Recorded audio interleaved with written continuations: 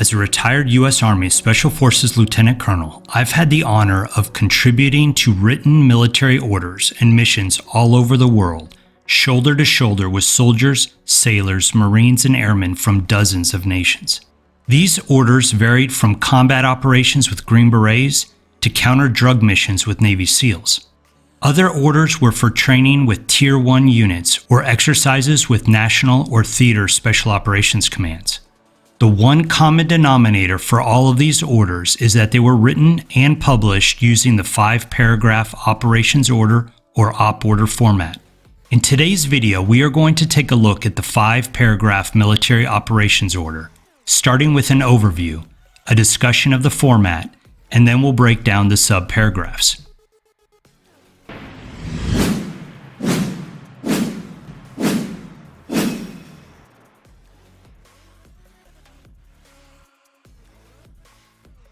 Army doctrine says that there are 3 types of orders. An order is a communication, written, oral, or by signal, which conveys instructions from a superior to a subordinate. In the context of planning, there are 3 types of written orders: operation order, or OPORD, fragmentary order, or FRAGORD, and warning order, or WARNORD, usually just called a WARNO. And for all the doctrine geeks out there, Joint Doctrine also identifies 5 other types of orders: planning orders, alert orders, execute orders, prepared to deploy orders, and redeploy orders. But for the most part, these are by and far the most important and most used of the orders. And today we will focus on OPORD.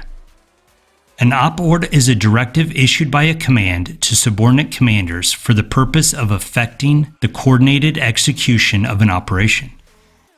An OPORDER follows the 5-paragraph format. Paragraph 1 is situation, 2 is the mission, 3 is execution, 4 is sustainment, and 5 is command and signal. While OPORDs are mainly written plans, they also contain graphics and imagery. Graphics convey information and instruction through military symbols. They complement the written portion of a plan or an order and promote clarity, accuracy, and brevity. Let's jump into the format in greater detail. The situation paragraph describes the conditions of the operational environment that impact operations in the following subparagraphs. The area of interest shows the larger area that is of interest geographically and geopolitically. The area of operation is a smaller subset. This is where the unit will be working. The terrain describes the aspects of terrain that impact operations. Weather describes the aspects of weather and elevation that impact operations, helicopter flights, close air support, and UAV support. The enemy subparagraphs describe enemy composition, disposition, location, strength, and probable courses of action. Then we move on to friendly forces to include the mission of higher headquarters 2 levels up, the mission of higher headquarters 1 level up, and the mission of adjacent units. This helps us to understand what units on our left and right are going to be doing. The situation paragraph also references the objectives and goals of interagency, intergovernmental, and non-governmental organizations. And it finishes off with civilian considerations about how the local populace and governments may impact operations. Paragraph 2, mission, states the unit's mission. It's a short description of who, what, the task, when, where, and why, the purpose. The mission statement clearly indicates the action to be taken and the reason for doing so. The execution paragraph of the OPORD describes how the commander intends to accomplish the mission in terms of the commander's intent, concept of operation, scheme of support, tasks to subordinate units, and coordinating instructions in the subparagraphs below. It has many subparagraphs to include the commander's intent. This describes what the forces must do and the conditions the force must establish with respect to the enemy, terrain, and civilian considerations. The commander's intent normally includes purpose, which is an expanded description of the operation's purpose, and key tasks, which are significant activities the force as a whole must perform to achieve the desired end state. The end state is a description of the desired future conditions that represent success. The concept of the operation describes the sequence of actions the force will use to achieve the operation's end state. If the operation has multiple phases, then the concept of the operation must address each phase. Next, we have the scheme of maneuver, which describes the employment of maneuver units in accordance with the concept of operation. It assigns primary tasks and purpose for each maneuver unit. The scheme of intelligence describes how the commander envisions intelligence supporting the concept of operation. The scheme of information collection describes how the commander intends to use reconnaissance missions and surveillance tasks to support the concept of operation.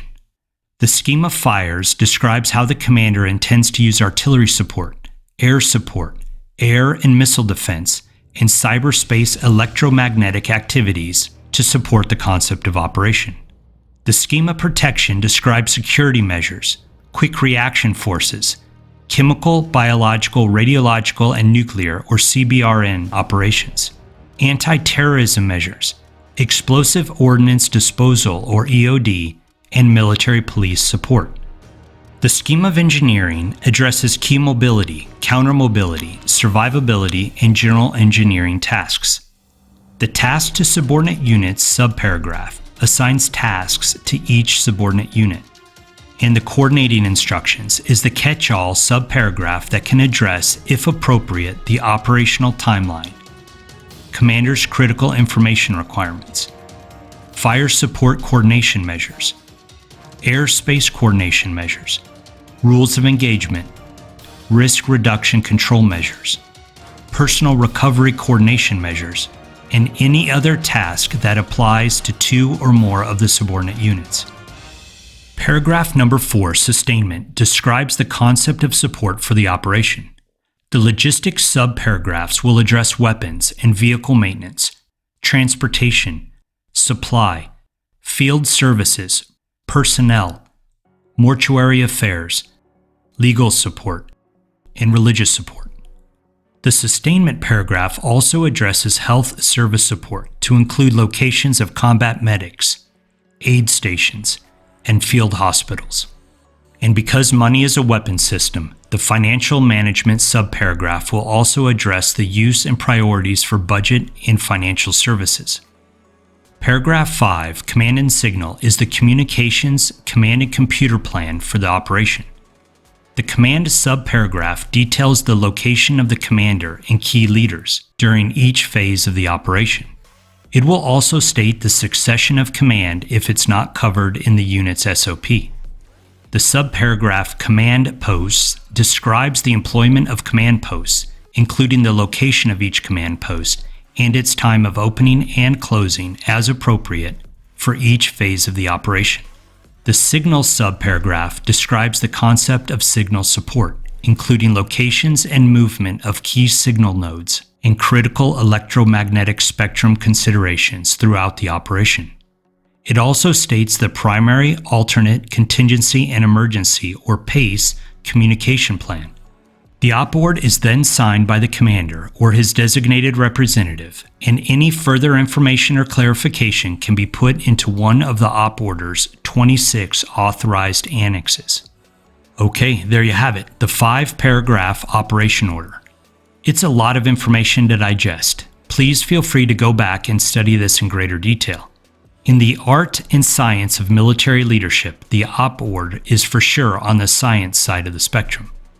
For those of you who are just curious, I hope you enjoyed this overview of our infamous 5-paragraph operation order and can perhaps find ways to adapt this format to use in your professional life.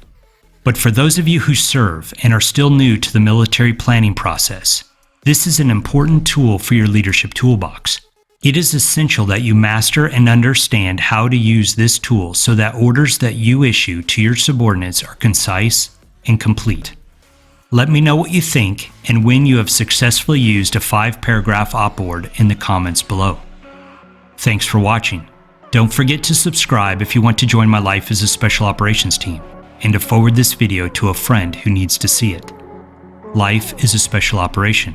Are you ready for it?